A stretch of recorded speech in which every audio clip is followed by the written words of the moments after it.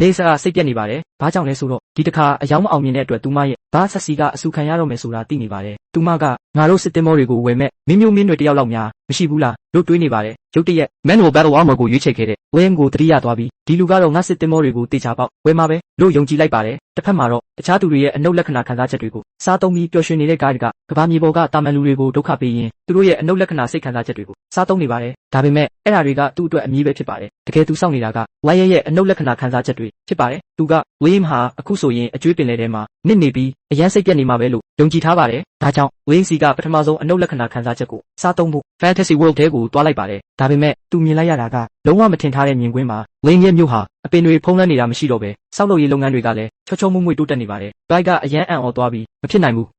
ဒီမျိုးကအခုဆိုပိုဆိုးနေတင်တာလေလို့တွေးလိုက်ပါတယ်ပြီးတော့အနည်းဆုံးတော့ဓာပညာနဲ့ပတ်သက်ပြီးစိတ်ပြက်နေမှာပါယေရှုဆိုတဲ့လိန်လေသမားကိုငါကိုယ်တိုင်သူ့စီပို့ခဲ့တာပဲလို့တွေးပြီးယေရှုကိုသွားစစ်ကြည့်လိုက်ပါတယ်ကားရောက်သွားတော့ယေရှုကဘာတစ်ခုမှအရက်မူးနေပါတယ်သူကငါကတတိယတန်းဓာသမားတော့မဟုတ်သေးဘူးဒါပေမဲ့ငါတပည့်ကတော့ပထမတန်းဓာသမားဖြစ်သွားပြီးလို့ညီးတွားနေပါတယ်ပြီးတော့လင်းကသူပေးခဲ့တဲ့အတိတ်ပဲမရှိတဲ့လေ့ကျင့်နည်းတွေကိုဆက်တိုက်လိုက်လုပ်ပြီးအတူဖြစ်တဲ့နည်းကိုမော်ဆွမ်းအားနဲ့တကယ်တိုက်ကွက်ဖြစ်အောင်လုပ်လိုက်တယ်လို့မကြေမနက်ပြောနေပါတယ်ဂိုက်ကပို့ပြီးရှုပ်ထွေးသွားပြီးဝီယမ်ကိုဓာတ်ရိုက်သွားကြည့်လိုက်ပါတယ်လင်းကသူတို့ပထမဆုံးတွေ့တဲ့နေ့မှာယေရှုပြခဲ့တဲ့တိုက်ကွက်ကိုအတိအကျပြန်အသုံးပြုနိုင်နေပြီဖြစ်ပါတယ်ဒါပေမဲ့လင်းကတော့အဲ့ဒါနဲ့မကြေနပ်သေးပါဘူးသူကအဲ့ဒီနေ့ကဆရာကငါ့ကိုပြပေးဖို့သူ့အစွမ်းကိုရှော့သုံးထားတာတကယ်အစွမ်းကုန်သုံးရင်တမိုင်လောက်ဝေးတဲ့ပြစ်မှတ်ကိုတောင်ဖျက်နိုင်မှာလို့ယုံကြည်နေပါတယ်ဒါကြောင့်သူ့ကိုယ်သူပို့ပြီးလေ့ကျင့်ဖို့ဆုံးဖြတ်လိုက်ပါတယ်ဓာတ်ကိုဆက်တိုက်ဝေရမ်းရင်သူ့အရင်ဘဝနဲ့အခုဘဝကိုပြန်တွေးမိပါတယ်မိဘတွေစွန့်ပစ်ခဲ့လို့အစပိုင်းကအရန်ဆိုးခဲ့တယ်ဒါပေမဲ့ငါဘဝတည်းကိုလူကောင်းတွေရောက်လာလို့ငါမှန်ကန်တဲ့ရွေးချယ်မှုတွေလုပ်နိုင်ခဲ့တယ်လို့တွေးပါတယ်ပြီးတော့ဂိုင်းကိုဒီကဘာကိုပို့ပေးလို့ကျေးဇူးတင်တယ်လို့စိတ်ထဲကနေပြောလိုက်ပါတယ်ဒီလိုအပြုသဘောဆောင်တဲ့ခံစားချက်တွေကြောင့်ဂိုင်းကဒူးထောက်ကျသွားပါတယ်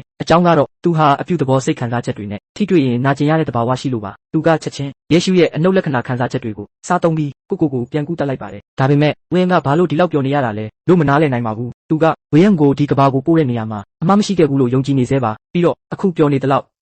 နောက်ကြရင်ဘဝပြတ်သွားတဲ့အချိန်ပုံမရလိမ့်မယ်လို့တွေးလိုက်ပါတယ်ရက်အနှဲငယ်ကြာပြီးနောက် MG ကလီယုံကိုလူဖြစ်ရလာမီဟာစစ်တင်မောအစ်စ်တွေလဲတော့မှဖြစ်လို့လက်ရှိအသုံးပြုနေတဲ့စစ်တင်မောတွေကိုရောင်းဖို့သဘောတူထားတယ်လို့ပြောပါတယ်လင်ကသဘောကျပေမဲ့ MG ကအခြေအနေတစ်ခုရှိသေးတယ်လို့ပြောပါတယ်လူဖြစ်ရလာမီကအနားယူခံပြီး reserve officer နဲ့စစ်သားတွေကိုပါတခါတည်းလက်ခံရမယ်လို့သတ်မှတ်ထားပါတယ်လင်ကသူတို့မလိုချင်တဲ့လူတွေကိုငါတို့စီပို့နေတာပဲလို့ပြောပါတယ်ဒါပေမဲ့ MG ကသူတို့ဟာဒုတိယတန်းစားစစ်သားတွေဖြစ်ရင်တော့ Benfield နေမြေကအကောင်းဆုံးစစ်သားတွေထက်အတွေ့အကြုံပိုများကြောင်းဒါကြောင့်သူတို့ကိုလက်ခံရင်အကျိုးရှိမယ်လို့ရှင်းပြပါတယ်ဒီစကားကြားပြီးဝင်းကအယောင်းဝယ်ကိုသဘောတူလိုက်ပါတယ်ဒါကိုမြင်တဲ့ကားကတော့တရားမျှတပြီးတစ္ဆာရှိတဲ့စစ်သားတွေကို William ပို့လိုက်ရင်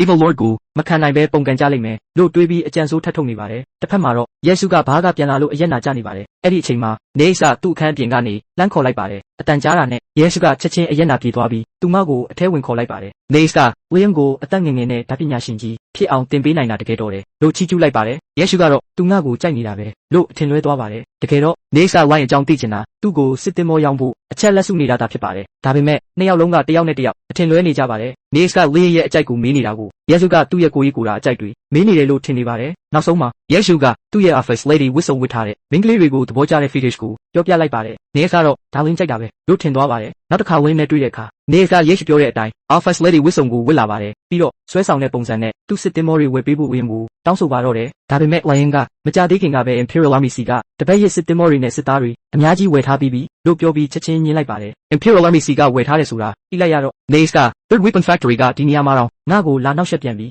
လို့စိတ်တူသွားပါတယ်ဒါပေမဲ့သူမကလက်လျှော့မသွားပဲအနည်းဆုံးတင်မောတော့ပြချင်တယ်လို့ပြောပါတယ်ပြီးတော့သူတို့စက်ယုံကတင်မောတွေဟာအမြင့်ဆုံးစွမ်းဆောင်ရည်အတွက်ဒီဇိုင်းထုတ်ထားတာလို့ရှင်းပြပါတယ်ဝင်းကတော့ဒီလောက်ကောင်းရင် Imperial Army ကိုပဲရောင်းလိုက်ပါလားလို့ပြန်ပြောလိုက်ပါတယ် Nace ကမျက်ရည်ကျပြီးသူမရဲ့ presentation နဲ့ Imperial Army ကိုမစည်းရုံးနိုင်ခဲ့ကြောင်းပြောပါတယ်ပြီးတော့အနည်းဆုံးတင်မော100လောက်ပဲဝယ်ပေးပါပတ်စံမရှိရင်ချင်းငွေယူပြီးနောက်မှပြန်ဆက်လို့ရပါတယ်လို့တောင်းပန်ပါတယ် Lane ကချင်းငွေဆိုတဲ့စကားကိုတော့မကြားချင်တော့ပါဘူးဒါကြောင့် Nace ကနောက်ဆုံးနီလန့်အဖြစ်ဝင်းကိုပို့ပြီးဆွဲဆောင်ဖို့ကြိုးစားပါတော့တယ် Lane ကတော်တော